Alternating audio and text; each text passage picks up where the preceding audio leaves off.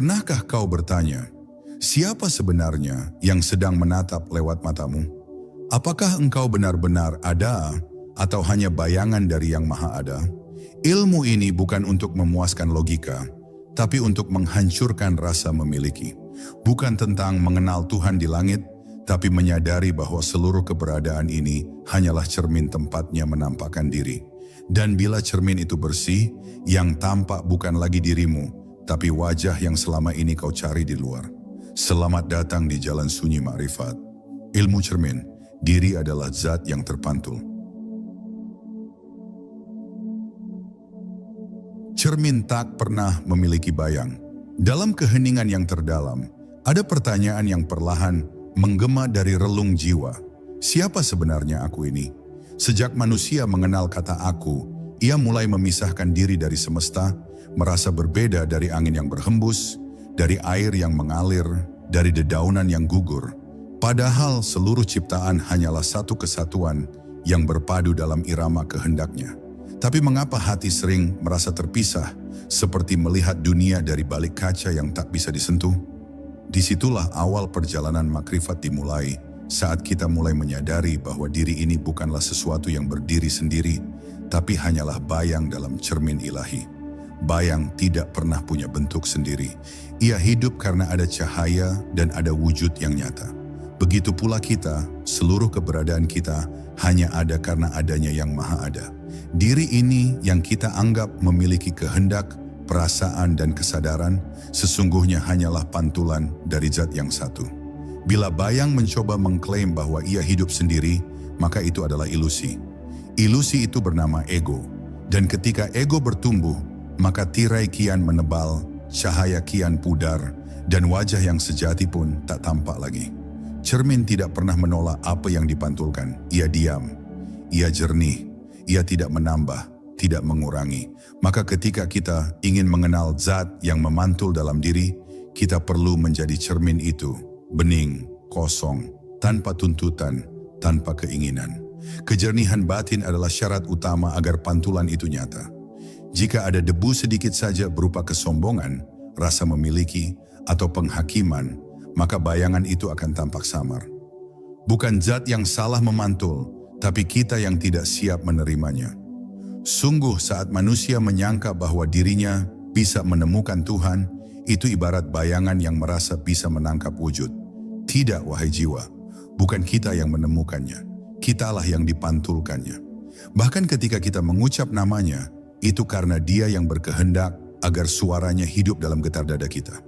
Maka perjalanan ini bukan soal menempuh jarak, tapi menyingkap tabir. Bukan mendekat, tapi menghilangkan penghalang. Dalam ilmu cermin, kita belajar untuk tidak menjadi apa-apa, agar zat bisa tampak sebagai segalanya. Kita tidak berusaha menjadi suci, tidak pula berusaha menjadi hamba yang sempurna, karena semua itu tetap merupakan bentuk keakuan. Yang sejati adalah keheningan total, di mana yang ada hanya Dia. Dan ketika tiada yang lain selain Dia, maka barulah pantulan itu murni, utuh, tak terbagi. Barulah makna kesatuan menjadi bukan teori, tapi kenyataan yang dirasa. Lihatlah air yang tenang, ia bisa memantulkan langit tanpa retakan. Tapi ketika air itu beriak, langit pun tampak terpecah-pecah. Bukan langitnya yang pecah, tapi cermin yang bergelombang. Maka tugas kita bukan menyatukan diri dengan Tuhan, sebab kita tak pernah terpisah. Tugas kita hanya menenangkan riak batin, mengosongkan gelisah, memurnikan rasa, hingga yang tampak di dalam adalah wajahnya sendiri. Di bab pertama ini, biarlah kesadaran kita berdiam sejenak dalam keheningan. Renungkan bahwa setiap gerak, setiap rasa, setiap getaran dalam hati, semua bukan milik kita. Kita hanyalah pantulan. Dan pantulan tak punya daya selain karena ada sumber. Bila kita menyadari ini dengan sepenuh jiwa, maka langkah pertama menuju kesatuan pun telah dimulai. Sebab yang menyadari dirinya sebagai cermin, sudah dekat dengan cahaya yang memantul padanya. Wujud itu satu nama-nama yang memisahkan. Sejak awal mula penciptaan, Zat yang Maha Esa tidak menciptakan segala sesuatu untuk terpisah-pisah. Ia menciptakan hanya satu wujud, dan dari wujud itu terpancar seluruh yang terlihat, dan yang tersembunyi. Namun ketika manusia mulai memberi nama pada segala hal, maka perbedaan dan batas-batas pun tercipta. Pohon diberi nama, sungai diberi nama, tubuh ini diberi nama, bahkan Tuhan pun dipanggil dengan nama-nama. Padahal wujudnya satu. Pemberian nama bukanlah kesalahan, tapi ujian. Sebab lewat nama manusia bisa tergelincir dalam pemisahan. Lupa bahwa semua yang disebut pada hakikatnya hanyalah pantulan dari yang tak terlukiskan. Nama memberi bentuk pada sesuatu yang tak berbentuk. Ia membantu kita mengenali, tapi juga bisa membatasi. Ketika engkau berkata, "Aku mencintai Tuhan," maka muncul dua, engkau dan Tuhan. Padahal dalam makrifat yang sejati, yang mencintai dan yang dicintai bukan dua. Itulah rahasia cinta ilahi yang hanya dapat dipahami bukan lewat akal, tapi lewat rasa yang sunyi. Karena itu, semakin dalam seorang salik menyelami hakikat, semakin ia sadar bahwa segala nama hanyalah simbol. Dan simbol itu harus ditinggalkan jika ingin menyentuh yang Maha Satu. Yang sejati tidak memiliki bentuk, tidak bisa dibatasi ruang, dan tidak dapat ditangkap oleh kata. Bayangkan sebuah samudera tak berbatas, lalu engkau menengok gelombangnya dan berkata, "Ini ombak, ini arus, ini riak." Padahal semua itu tetap samudera. Perbedaan hanya tampak oleh mata yang terjebak dalam bentuk. Begitu juga dengan diri manusia. Kita menyebut diri ini pria, wanita, bijak, bodoh, hamba, ruh, jasad, semua itu hanya label. Jika terlalu terikat pada label, kita akan kehilangan intisari. Sebab yang sejati bukan pria, bukan wanita, bukan bahkan manusia. Yang sejati adalah zat yang memantul dalam semua rupa. Jika zat yang sama berada di semua makhluk, maka siapakah yang sebenarnya melihat? Dan siapa pula yang dilihat? Wujud itu satu. Yang terpecah adalah pandangan kita. Yang merasa terpisah adalah hati yang masih tertutup. Diri ini ketika dipandang dalam cahaya ma'rifat bukan sesuatu yang asing dari Tuhan. Bukan pula bayangan yang jauh dari sumbernya, tapi cermin yang Dia cipta agar dia dapat menyaksikan dirinya dalam bentuk. Itulah rahasia hadis qudsi. Aku adalah perbendaharaan tersembunyi. Aku ingin dikenal, maka aku ciptakan makhluk. Bukan karena makhluk berhak mengenal, tapi karena zat berkehendak menampakkan dirinya sendiri. Maka siapakah engkau yang berkata, "Aku sedang mencari Tuhan"? Apakah engkau bukan cermin yang sedang ditatapnya sendiri? Ketika seseorang mulai melepas nama-nama, maka ia mulai melihat yang ada di balik bentuk. Ia tidak lagi melihat manusia, tapi melihat kasih. Ia tidak lagi melihat musuh, tapi melihat pantulannya yang sedang menguji sabar. Ia tidak lagi melihat dirinya sebagai tubuh, tapi sebagai tempat Allah memperlihatkan rahmat dan kudratnya. Inilah pandangan ma'rifat. Bukan kabur dari kenyataan, tapi menembus lapisan kenyataan yang semu. Ia tidak menolak dunia, tapi melihat dunia sebagai pantulan wajah ilahi. Bahkan tangisan dan luka pun tampak suci ketika dilihat sebagai skenario zat dalam menciptakan rasa. Kesatuan wujud bukan sekadar doktrin yang dihafal, tapi keadaan batin yang harus dialami. Ia seperti embun pagi, tak dapat digenggam, tapi terasa oleh hati yang diam. Ketika engkau duduk diam dan menenggelamkan seluruh identitasmu, ketika tak ada lagi aku, engkau, mereka, maka yang tertinggal hanya wujud yang satu. Zat itu tidak perlu dikenalkan lewat logika, karena logika hanya bisa menjangkau yang terbatas. Sedangkan zat adalah awal, akhir, lahir, batin, dan lebih dekat dari urat leher kita sendiri. Bahkan napas yang keluar dan masuk pun bukan dari kita, tapi dari kehendak yang tak pernah tidur. Maka, tugas kita bukan menyatukan diri dengan Tuhan, tapi menyadari bahwa sejak awal kita tak pernah terpisah. Yang perlu dilakukan hanyalah membasuh debu di cermin hati. Setiap prasangka, setiap penghakiman, setiap rasa memiliki, itulah debu yang menghalangi cahayanya menyinari sempurna. Dan saat debu itu lenyap, kita tak lagi melihat diri sebagai makhluk kecil di hadapan Tuhan yang jauh. Kita melihat bahwa wujud kita ini adalah cerminnya. Tak ada aku, tak ada engkau. Yang ada hanya Dia dalam wajah yang berbeda-beda. Inilah ilmu cermin. Inilah kunci kesatuan antara wujud dan yang maha ada. Diri yang fana, zat yang kekal, setiap pagi membawa kita pada keajaiban yang sama. kehidupan kembali hadir. Napas berhembus, mata terbuka, jantung berdetak. Tapi adakah kita pernah benar-benar menyadari siapa yang sedang hidup dalam tubuh ini? Benarkah ini milik kita? Jika tubuh ini kita sebut aku, maka mengapa suatu hari ia kembali menjadi tanah? Dan jika ruh ini milik kita, mengapa ia tak bisa kita kendalikan sepenuhnya? Disinilah rahasia fana mulai mengetuk pintu kesadaran, bahwa segala sesuatu yang kita anggap diri sebenarnya tidak pernah memiliki keabadian. Ia hanyalah cermin sementara yang memantulkan keabadian sejati, zat yang maha hidup. Lihatlah betapa kita mudah terjebak dalam ilusi keberadaan. Kita berkata, aku ingin ini, aku butuh itu, aku takut kehilangan.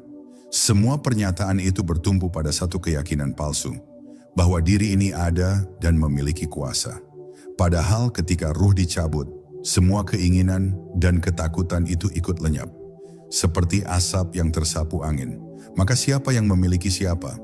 Jika tubuh bukan milik kita, jika rasa dan pikiran pun bisa lenyap, maka satu-satunya yang kekal hanyalah Dia yang tak pernah berubah, tak pernah mati, tak pernah tidur, yang tak terbatas. Ilmu cermin mengajarkan kita untuk tidak tertipu oleh bayangan. Sebab bayangan tidak pernah kekal. Ia hanya hidup karena ada cahaya. Saat cahaya hilang, bayangan pun lenyap. Maka siapa diri ini tanpa cahayanya? Fana bukan berarti lenyap dalam kehampaan. Fana adalah ketika yang palsu ditanggalkan dan yang sejati menjadi tampak. Ia bukan hilang tapi jernih. Seperti cermin yang dibersihkan, ia tak menonjolkan dirinya, tapi hanya memantulkan apa yang dihadapannya. Maka diri yang sejati bukan yang terlihat, tapi yang tidak lagi menyatakan aku. Saat engkau mengucap aku, maka sejatinya engkau telah memisahkan diri dari Dia.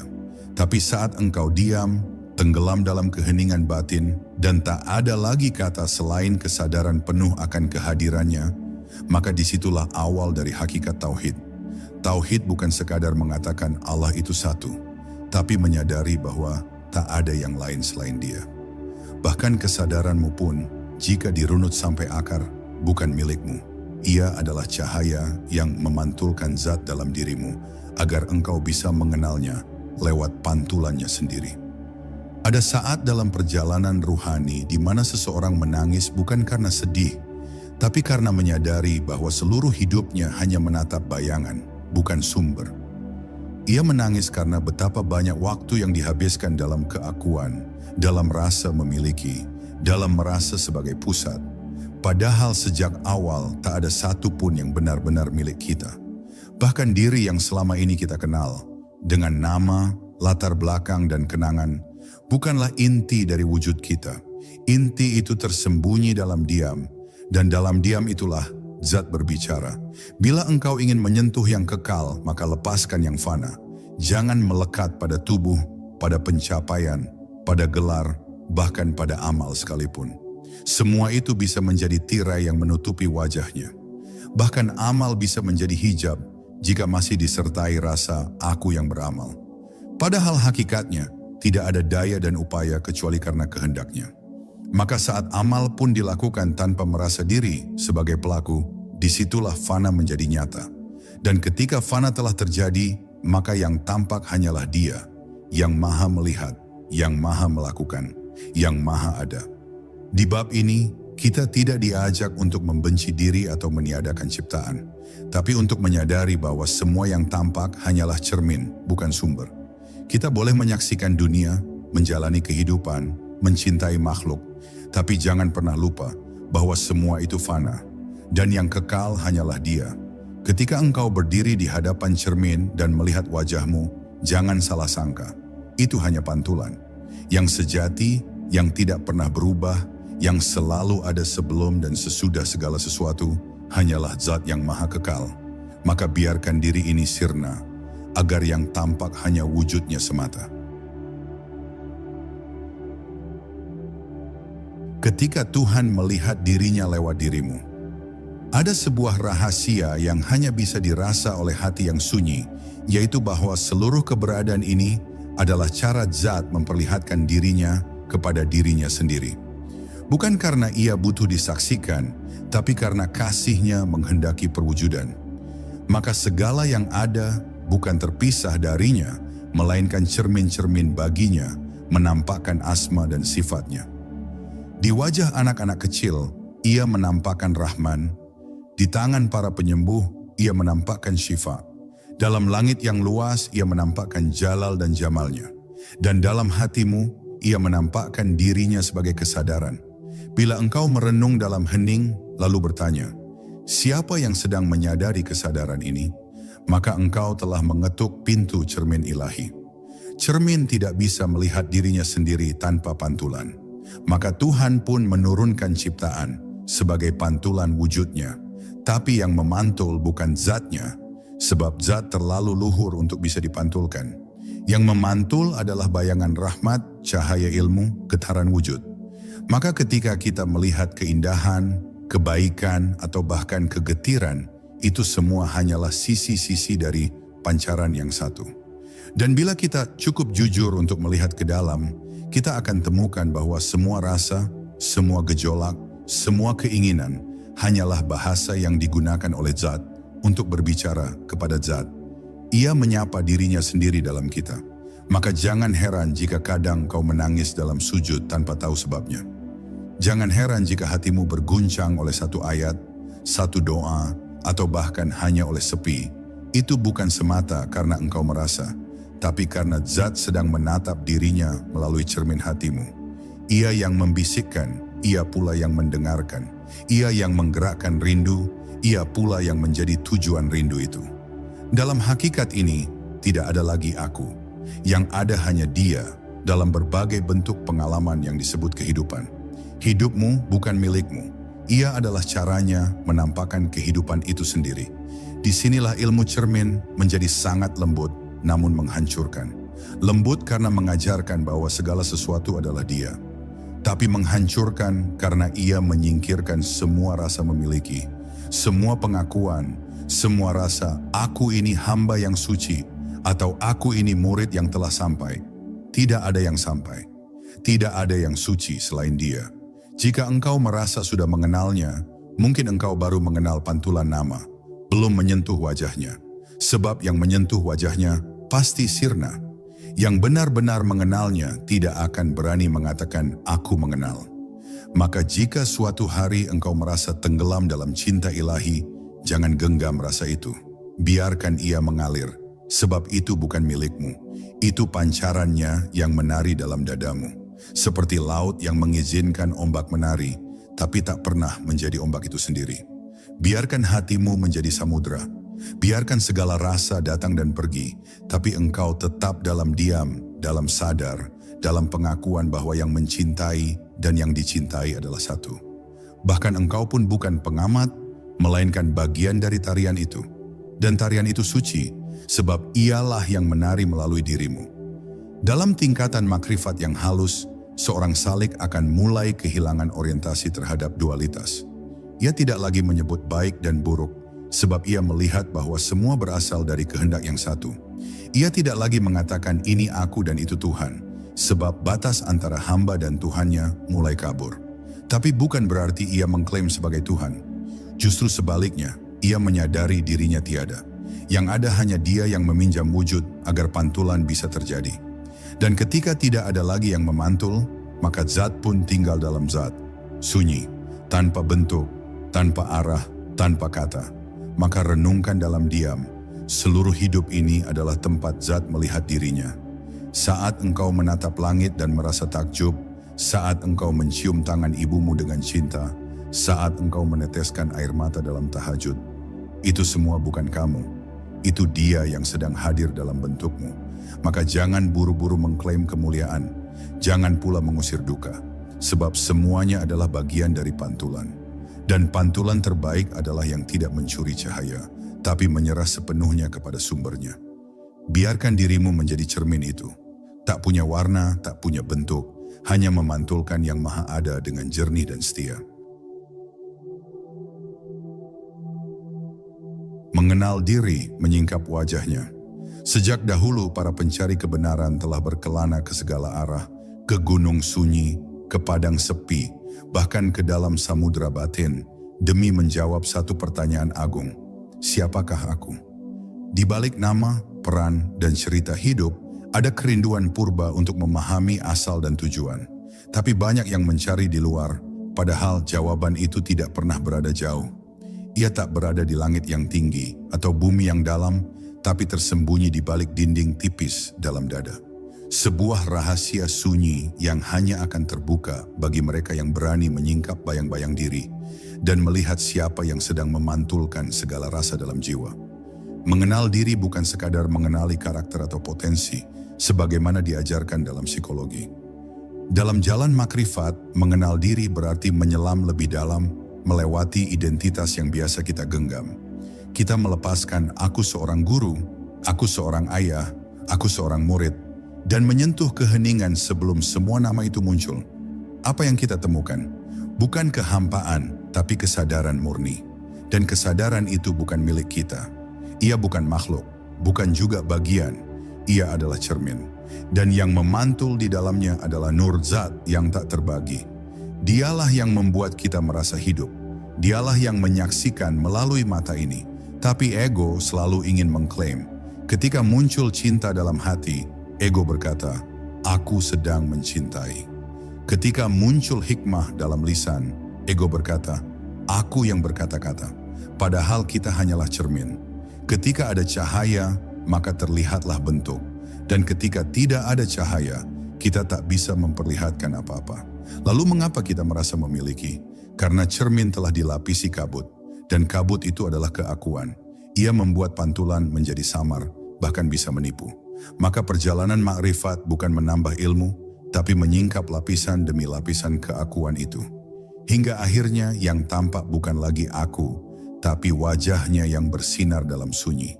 Diri sejati bukan sesuatu yang bisa dipelajari, tapi hanya bisa ditemukan saat segala yang bukan diri ditanggalkan. Saat engkau tidak lagi merasa sebagai tubuh, sebagai pemilik, sebagai penentu, maka engkau akan tersentuh oleh satu kesadaran suci, bahwa selama ini engkau hanya tempat. Tempat bagi wujudnya menampakkan dirinya. Engkau bukan pemeran utama dalam panggung semesta. Engkau adalah panggung itu sendiri, dan lakon yang berjalan di atasnya pun adalah dia. Maka tak ada lagi kebutuhan untuk dibanggakan atau ditakuti. Yang tersisa hanya tunduk total kepada apapun yang terjadi, karena semuanya darinya, untuknya, olehnya. Banyak orang ingin mengenal Allah, tapi takut mengenal dirinya sendiri. Mereka takut melihat ke dalam, takut menghadapi kehampaan yang selama ini tersembunyi di balik topeng prestasi dan aktivitas. Tapi justru di kehampaan itulah wajahnya bersinar. Allah tidak bisa dikenali melalui keramaian dunia luar, tapi dalam diam batin yang pasrah. Dalam penyerahan total saat ego telah rebah dan akal telah menunduk, maka pintu-pintu rahasia akan terbuka satu persatu. Bukan lewat mimpi atau bisikan gaib, tapi lewat kesadaran yang jernih dan sederhana, bahwa diri ini tidak memiliki apa-apa. Dan justru dalam ketidakmemilikan itu, kita diberi segalanya. Renungkanlah mengapa Nabi Muhammad bersabda, siapa yang mengenal dirinya, maka ia akan mengenal Tuhannya. Karena diri adalah cermin tempat Tuhan memantulkan sifatnya. Tapi selama kita masih melihat diri sebagai aku yang berdiri sendiri, cermin itu buram. Maka mengenal diri bukanlah berhenti pada pengenalan bentuk, tapi terus menyelami hakikat, hingga tak ada lagi aku yang terpisah dari dia.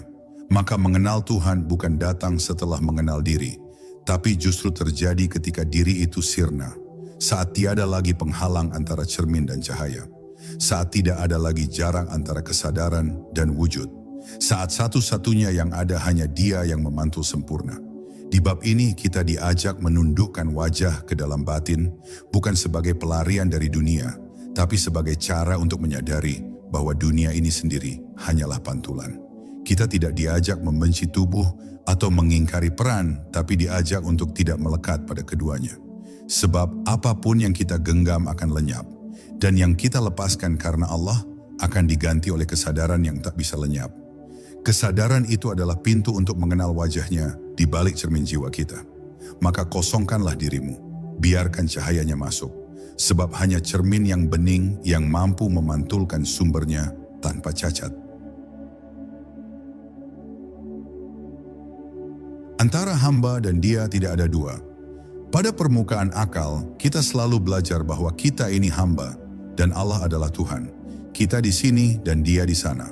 Kita memohon, Dia mengabulkan, kita lemah, Dia kuat.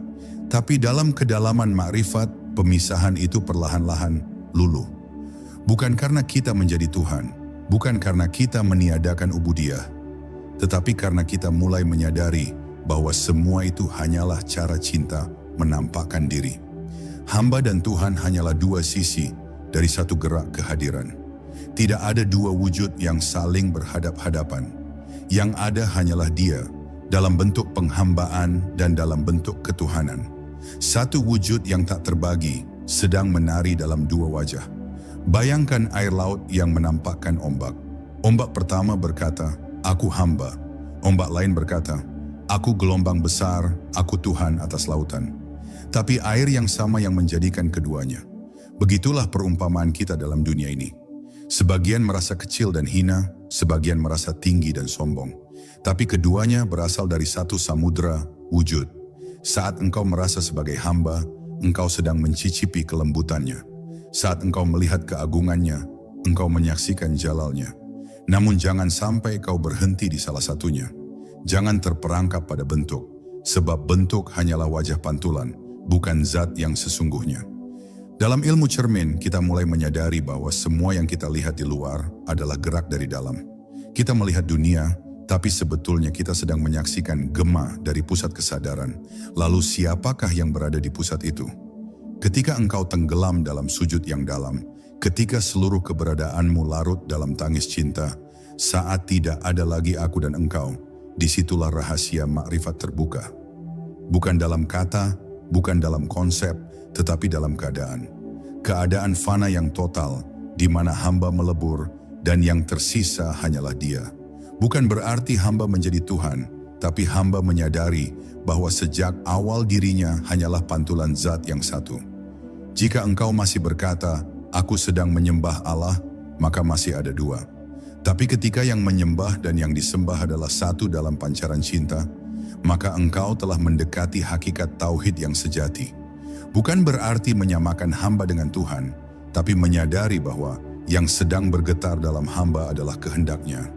Yang sedang berbicara adalah ilmunya. Yang sedang mencinta adalah cintanya. Tidak ada daya dan upaya pada diri ini. Bahkan ketika engkau menolak pengakuan itu, yang menolak pun adalah Dia. Tidak ada tempat untuk keakuan dalam cermin yang sejati. Tidak ada aku yang bisa berdiri di hadapannya.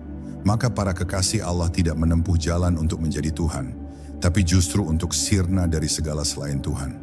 Mereka tidak ingin menonjolkan diri, justru ingin tak terlihat.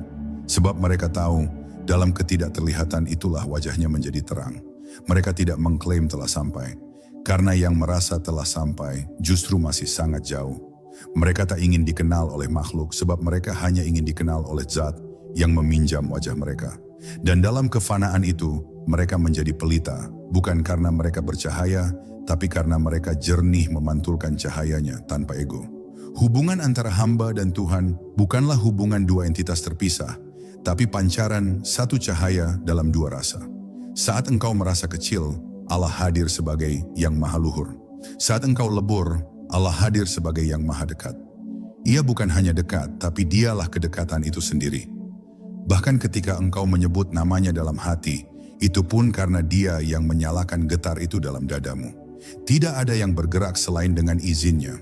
Maka bukan kita yang mengingatnya, tapi Dialah yang mengingat dirinya lewat kita. Dan ketika pemahaman ini meresap, yang tinggal hanyalah syukur yang sunyi, dan tangis cinta yang tak bisa dijelaskan. Di bab ini kita diajak untuk melepaskan pengertian lama tentang pemisahan. Kita tetap hamba, tapi bukan hamba yang terpisah. Kita tetap mencinta, tapi bukan cinta yang memiliki. Kita tetap berjalan, tapi tahu bahwa yang melangkah bukanlah kita. Maka hubungan kita dengan Tuhan bukan lagi hubungan antara dua makhluk, tapi satu kesadaran yang menari dalam bentuk-bentuk. Dan ketika kita benar-benar memahami bahwa antara hamba dan Dia tidak ada dua, maka lenyaplah seluruh tirai. Yang tinggal hanya Dia, yang melihat melalui matamu, yang mencinta melalui hatimu, dan yang hadir di setiap detik kesadaranmu. menjadi jernih agar zat tersingkap. Cermin tidak perlu berbuat apa-apa untuk memantulkan cahaya. Ia hanya perlu bersih. Demikian pula diri ini. Kita tidak diperintahkan menjadi luar biasa. Kita tidak diwajibkan menjadi sempurna di hadapan manusia. Yang diminta hanya satu, kejernihan. Sebab kejernihan itulah yang membuat cahayanya memancar tanpa kabut. Dalam kejernihan itulah zatnya yang tak tampak menjadi terasa. Ia tidak bisa dilihat mata, tapi dapat disaksikan oleh hati yang bening. Maka perjalanan makrifat sejatinya adalah perjalanan membersihkan.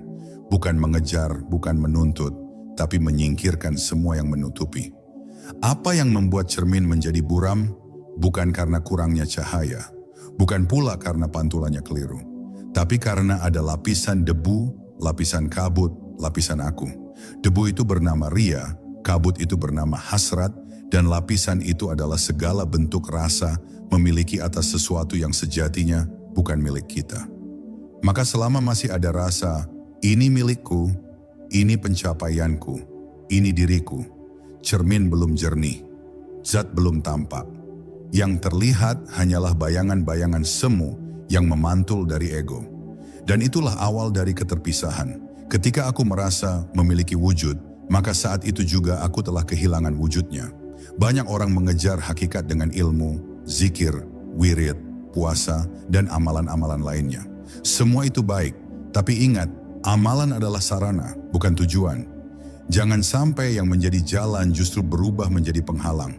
Bila engkau merasa semakin tinggi karena amalan, berarti kabut semakin tebal. Bila engkau merasa lebih dekat karena banyak zikir, berarti engkau masih memegang peran. Padahal hakikat zikir adalah lenyapnya zakir. Hakikat amal adalah sirnanya pelaku. Dan hakikat ilmu adalah diamnya akal. Maka kejernihan bukan dari banyaknya perbuatan, tapi dari heningnya rasa memiliki.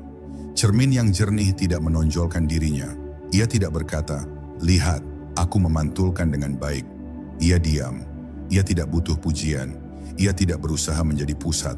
Maka orang-orang yang benar-benar jernih tidak akan sibuk menunjukkan dirinya sebagai alim, arif, ataupun kekasih Allah. Mereka tidak perlu membuktikan apa-apa, sebab keberadaan mereka sendiri sudah cukup menjadi bukti. Kehadiran mereka seperti air yang jernih, tidak terlihat tapi menyegarkan. Mereka tidak banyak berkata-kata, tapi diamnya membawa ketenangan. Mereka tidak menuntun dengan pidato, tapi dengan pancaran batin yang membuat jiwa orang lain merasa pulang.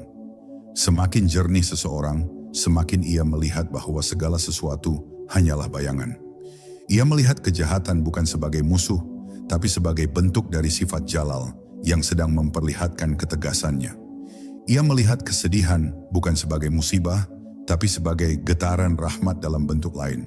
Dan ia melihat dirinya sendiri bukan sebagai tokoh utama, tapi sebagai latar dari kisah ilahi yang agung. Maka tidak ada yang ia keluhkan, tidak ada yang ia takutkan, tidak pula yang ia sombongkan. Sebab semuanya adalah miliknya, darinya, dan akan kembali kepadanya. Jernih adalah keadaan batin, bukan hasil latihan semata, tapi buah dari kerelaan. Rela untuk tidak menjadi siapa-siapa. Rela untuk melepaskan semua keinginan menjadi sesuatu. Dan ketika seseorang telah sampai pada kerelaan itu, maka ia tidak lagi terbakar oleh pujian, tidak pula runtuh oleh hinaan. Ia seperti langit yang menerima awan apapun yang melintas, tanpa menolak, tanpa melekat. Dalam kejernihan itu, cahaya pun turun. Dan ketika cahaya turun, cermin pun bersinar. Bukan karena cerminnya, tapi karena wajah yang memantul di dalamnya. Inilah rahasia. Wajahnya tidak akan pernah tampak dalam cermin yang sibuk menatap dirinya sendiri.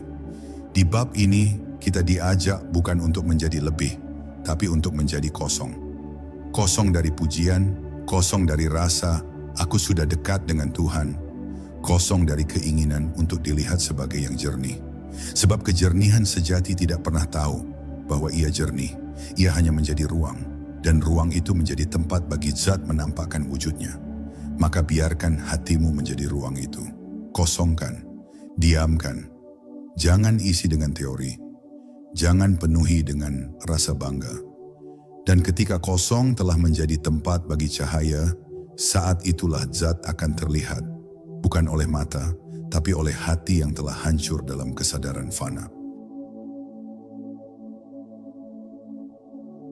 Menghilang dalam Dia, bukan menjadi Dia. Dalam perjalanan panjang mengenal makrifat, akan ada satu titik di mana akal menjadi bingung dan hati pun menjadi gentar. Sebab batas antara aku dan Dia kian kabur.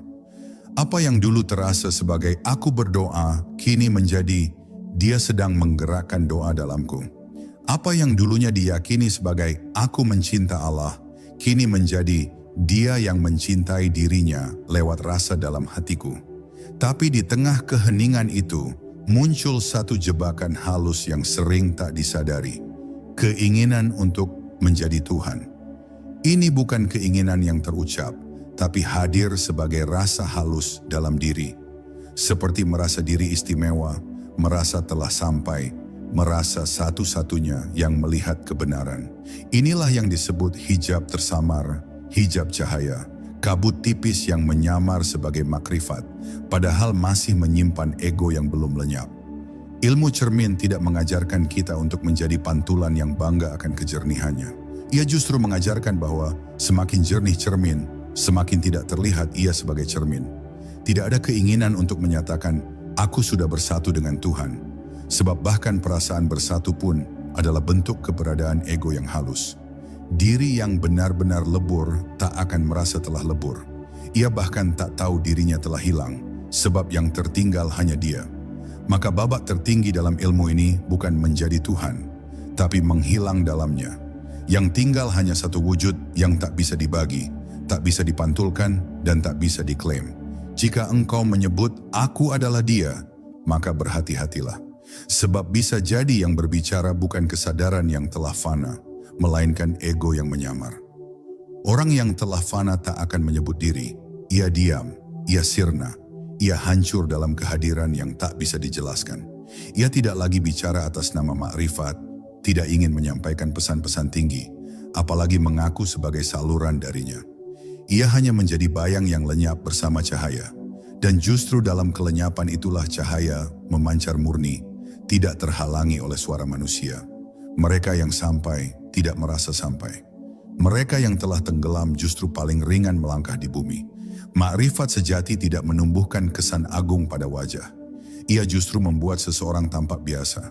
Ia tak menarik perhatian, tidak merasa punya misi besar. Ia hidup seperti air, mengalir ke tempat rendah, tidak berbunyi tapi memberi kehidupan. Ia bisa menjadi petani, bisa menjadi tukang, bisa menjadi siapa saja. Dan tidak ada satupun yang menunjukkan bahwa dirinya orang makrifat. Ia menutupi wajahnya dengan keheningan, sebab ia tahu bahwa yang sejati tidak bisa dibicarakan. Ia tidak butuh pengikut, tidak mengejar pengaruh, tidak menginginkan apapun dari dunia. Bahkan dari akhirat pun ia sudah selesai. Yang ia inginkan hanya satu, agar zat itu terus menampakkan dirinya dalam diamnya. Dalam tradisi para kekasih Allah, dikenal istilah fana dan baqa. Fana adalah lenyapnya diri. Baqa adalah tetapnya zat dalam diri. Tapi ini bukan berarti kita menjadi Tuhan, melainkan bahwa yang tampak dalam wujud kita adalah kehendaknya semata. Bahkan dalam berjalan, bukan kaki ini yang melangkah, tapi Dia yang menggerakkan. Dalam berbicara, bukan lidah ini yang menyusun kata, tapi Dia yang menyampaikan makna lewat bibir yang telah kosong. Dan saat itu terjadi, tidak ada rasa bangga, tidak pula rasa takut. Yang ada hanya penyaksian yang terus-menerus bahwa tiada aku di sini, hanya Engkau, hanya Engkau. Kita dilahirkan ke dunia bukan untuk menjadi pusat, tapi untuk menghilang sebagai pusat. Kita tidak diminta menjadi luar biasa, tapi diminta untuk diam dalam lautan yang maha luas. Tidak ada satu pun yang bisa disematkan pada diri. Bahkan nama sekalipun hanyalah titipan. Ruh pun bukan milik kita. Semua berasal darinya dan akan kembali kepadanya. Maka semakin kita memahami ini, semakin ringanlah kita dalam hidup. Kita tidak terbebani untuk menjadi apa-apa. Kita hanya menjalani dengan penuh cinta, dengan rasa tak memiliki, dan dengan pasrah yang utuh. Disitulah letak kemuliaan makhluk. Bukan ketika ia tinggi, tapi ketika ia hancur dalam Dia. Di bab ini kita diajak untuk berhenti berusaha menjadi sesuatu. Bahkan keinginan untuk menjadi dekat dengan Tuhan pun bisa menjadi penghalang jika masih ada rasa aku di dalamnya. Maka biarkanlah semua itu larut. Biarkan pencarian itu reda, biarkan usaha untuk memiliki lenyap. Sebab ketika tidak ada lagi aku yang mencari, maka zat akan hadir tanpa jarak. Bukan sebagai sesuatu yang dilihat, tapi sebagai satu-satunya yang ada. Inilah tujuan ilmu cermin, bukan untuk menguatkan identitas rohani, tapi untuk melenyapkan identitas sama sekali. Bukan untuk bersatu dengannya, tapi untuk hilang, agar yang tersisa hanya Dia yang sejak awal telah hadir dan tak pernah pergi. Tiada di dalam ada dalam tiada. Manusia terlahir dalam kerangka dualitas. Ada dan tiada, hidup dan mati, terang dan gelap, diri dan Tuhan. Semua dikotomi itu melekat sejak napas pertama. Kita diajari mengenali dunia dengan membedakan satu hal dari hal lainnya. Tapi dalam kedalaman makrifat, dikotomi itu mulai runtuh. Kita mendapati bahwa ada yang selama ini kita yakini ternyata tidak berdiri sendiri. Ia hanya tampak karena tiada. Dan tiada bukan kehampaan, tapi ruang paling sunyi, tempat zat bersemayam tanpa bentuk, tanpa batas, tanpa nama. Inilah wilayah yang tak bisa dijangkau oleh logika, tapi hanya bisa dirasa oleh hati yang telah kehilangan segalanya, termasuk dirinya sendiri. Saat engkau merasa ada, maka sejatinya engkau masih berada di wilayah bayangan, sebab hanya Dia yang benar-benar ada. Keberadaan kita ini hanya pantulan dari wujudnya. Ia ada bukan karena diri ini nyata, tapi karena zat memberi izin untuk tampak. Dan saat izin itu dicabut, yang disebut aku kembali ke tiada. Maka siapakah kita ini? Bukan ada yang sejati, tapi tiada yang dipinjamkan bentuk. Jika engkau mulai menyadari bahwa seluruh keberadaanmu bukan milikmu, bukan dirimu, bahkan bukan dari kekuatanmu, maka engkau sedang berjalan di tepian fana. Di sanalah segalanya menjadi samar dan zat menjadi jelas. Ilmu cermin mengajarkan bahwa keberadaan ini seperti bayangan di air. Bayangan itu tampak jelas jika airnya tenang. Tapi begitu air berguncang, bentuknya hilang. Maka jangan terpukau oleh bayangan. Jangan terikat pada bentuk. Bahkan tubuh ini, ruh ini, perasaan ini, ilmu ini, semuanya adalah gerak bayang-bayang yang tak memiliki hakikat. Hakikatnya satu, Dia, dan hanya Dia. Saat engkau menyadari bahwa dirimu sejatinya tiada, maka engkau mulai menyaksikan bahwa yang selama ini hadir melalui dirimu adalah wujud yang tak terkatakan. Bukan engkau yang bergerak, bukan engkau yang merasa, bahkan bukan engkau yang meniadakan dirimu. Semuanya Dia, semuanya Dia. Namun tiada ini bukan kehampaan seperti yang dibayangkan akal. Ia bukan kosong yang nihil. Ia adalah kehampaan yang penuh, sepi yang syarat, lenyap yang hidup.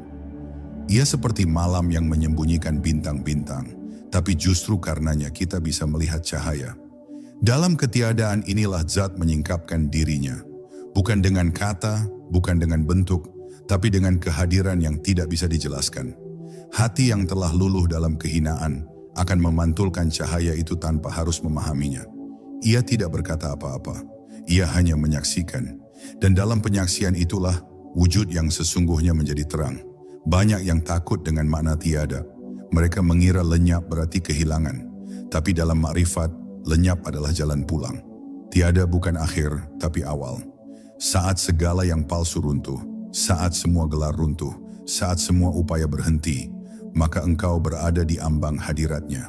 Di ambang zat yang tidak dikenal melalui kata, tapi diserap oleh ruh yang pasrah. Di titik itu, tidak ada lagi aku sedang menuju Allah. Tidak ada lagi aku. Yang tersisa hanya Dia yang hadir melalui keheningan. Bahkan doa pun menjadi bisu, sebab Dia lebih dekat dari segala seruan. Bahkan rasa pun menjadi sunyi, sebab Dia hadir sebelum rasa itu muncul. Dalam pemahaman inilah, engkau mulai melihat bahwa seluruh perjalanan spiritual bukanlah tentang mencapai sesuatu, tapi justru tentang kehilangan segalanya, agar yang tinggal hanya yang kekal. Bahkan makna tentang surga dan neraka menjadi redup di hadapan cahayanya. Bukan karena keduanya tidak penting, tapi karena cinta kepadanya melampaui harapan pahala dan ketakutan azab. Orang yang telah menyentuh tiada tidak lagi bertanya tentang balasan. Ia hanya ingin hancur dalam Dia, Ia hanya ingin menjadi cermin yang tak memantulkan apapun kecuali Dia. Dan bila itu tercapai, maka surga pun menjadi kecil di hadapan hadiratnya. Maka di bab ini kita diajak untuk mengosongkan lagi, mengosongkan bahkan dari pengosongan itu sendiri. Tidak merasa telah memahami, tidak merasa telah mengenal, sebab yang merasa itu masih aku. Dan selama aku masih hidup, maka zat belum benar-benar tampak. Hanya dalam tiada dia menjadi ada. Hanya dalam lenyap dia menjadi hadir. Maka jadilah ruang itu, jadilah malam itu, jadilah sunyi itu. Biarkan cahayanya yang datang sendiri, tanpa engkau panggil, tanpa engkau rancang. Sebab zat tidak hadir karena dipanggil. Dia hadir karena telah ada sejak sebelum engkau mengenal keberadaan itu sendiri. Cermin itu retak, lalu menjadi cahaya. Ada satu titik dalam perjalanan makrifat di mana cermin tak lagi dibersihkan, karena ia tak lagi dipandang sebagai alat. Ia justru retak, dan ketika ia retak, ia tidak memantulkan apapun. Tidak diri, tidak dunia, tidak bayangan tentang Tuhan. Yang ada hanyalah pecahan-pecahan bening yang memantulkan cahaya dari segala arah.